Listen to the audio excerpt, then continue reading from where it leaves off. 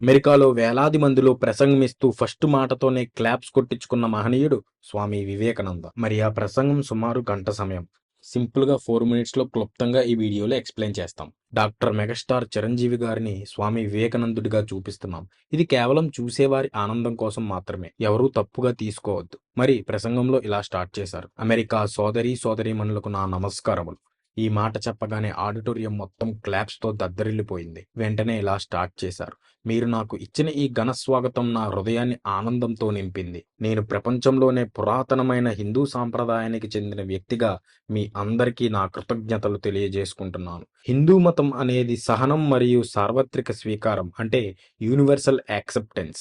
So సహనం మరియు సార్వత్రిక స్వీకారం కలిగి ఉన్న మతం. మేము అన్ని మతాలను నిజమైనవిగా గౌరవిస్తాం.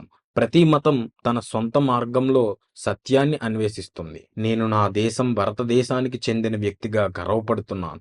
ఇది ప్రపంచంలోనే అన్ని మతాలు మరియు జాతుల ప్రజలకు ఆశ్రయం ఇచ్చింది. ఇజ్రాయేలీయులు, జొరాస్ట్రియన్లు వంటి అనేక మతాల ప్రజలు భారతదేశంలో ఆశ్రయం పొందారు. ఇది మన ధర్మం యొక్క గొప్పతనాన్ని చూపిస్తుంది.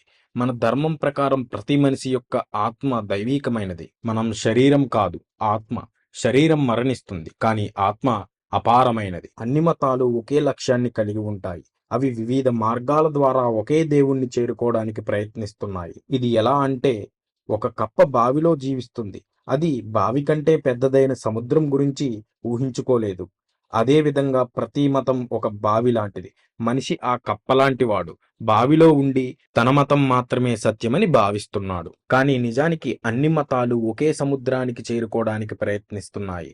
ఈ మహాసముద్రం అనేదే దేవుడు. హిందూ మతం అనేది ఒక ప్రాచీనమైన, విశిష్టమైన మతం. ఇది అన్ని ఆలోచనలు మరియు విశ్వాసాలను కలిగి ఉంటుంది. వేదాంతం నుండి బౌద్ధ మతం వరకు, జైన మతం నుండి ఆగ్నేయవాదం వరకు ప్రతి ఆలోచనకు హిందూ మతంలో స్థానం ఉంది. ఇది అన్ని మతాల సారాంశాలని కలిగి ఉంటుంది. హిందూ మతం ప్రకారం ప్రతి మనిషి యొక్క ఆత్మ దైవీకమైనది. మనం శరీరం కాదు, ఆత్మ.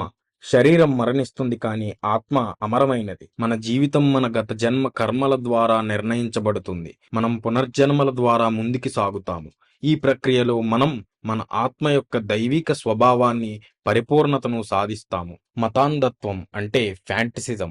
ఈ ఫ్యాంటసిజం మరియు హింస ఈ ప్రపంచాన్ని నాశనం చేస్తున్నాయి. ఈ భయంకరమైన రాక్షసులు లేకపోతే మానవ సమాజం మరింత అభివృద్ధి చెంది ఉండేది. ఈ సమావేశం మతాంధత్వం మరియు హింసకు ముగింపు సూచించేలా అవ్వాలని నేను ఆశిస్తున్నాను. చివరిగా, అన్ని మతాలు ఒకే లక్ష్యాన్ని కలిగి ఉంటాయి.